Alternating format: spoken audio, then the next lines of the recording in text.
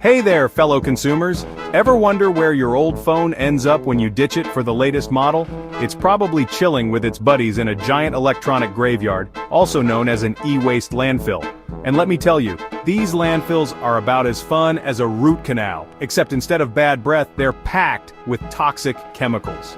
So, why are our gadgets dropping like flies? Companies call it innovation, but we've got a different word for it: planned obsolescence. They design stuff to break, become outdated, or just plain uncool after a while, basically forcing us to shell out for a new one. Sneakers falling apart after a year, planned obsolescence. Your phone slowing down right before the new model drops? You guessed it, planned obsolescence. It's like a never-ending game of keep-up, and guess who always wins? Hint, it's not you, and it's definitely not your bank account. Now, before we grab our pitchforks and torches, let's be fair, planned obsolescence isn't all bad. It does fuel some pretty cool advancements in technology. I mean, remember those clunky car phones from the 80s? Yeah, those were the days, or maybe not.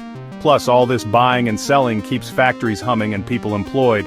So, there's that. But here's the catch. All this progress comes at a price.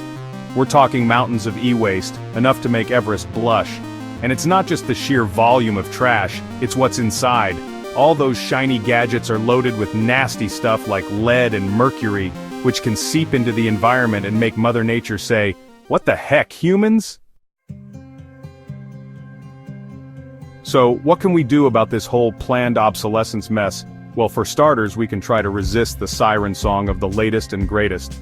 That's right, I'm talking about embracing the radical act of, wait for it, keeping your phone for more than 2 years. I know, it sounds crazy, but trust me, it can be done. And when things do break, because let's face it, they will, let's channel our inner MacGyver and try to fix them. There's a whole world of DIY repair videos online just waiting to turn you into a tech-fixing wizard. Who needs a fancy Genius Bar appointment anyway? Plus, there are some cool new laws popping up like the right to repair, which basically says that companies have to make it easier for us to fix our own stuff. Because honestly, wouldn't it be nice if changing a phone battery didn't require a PhD in electrical engineering? At the end of the day, it's all about making conscious choices. Do we really need that new gadget, or are we just giving in to the pressure? Because here's the thing, every time we whip out our wallets, we're voting for the kind of world we want to live in. And personally, I'd rather leave behind a legacy of mindful consumption, not a planet choked by a mountain of discarded selfie sticks. Speaking of legacies, let's talk about building something that lasts: generational wealth. And that's where our friends at Ancestry Lands come in. They're all about empowering folks with knowledge about land ownership and financial literacy, so you can create a brighter future for yourself and your loved ones. It's like planting a tree, but instead of shade, you get financial security. So go ahead, check them out. I promise you won't find any planned obsolescence there. Just good old-fashioned, long-term thinking.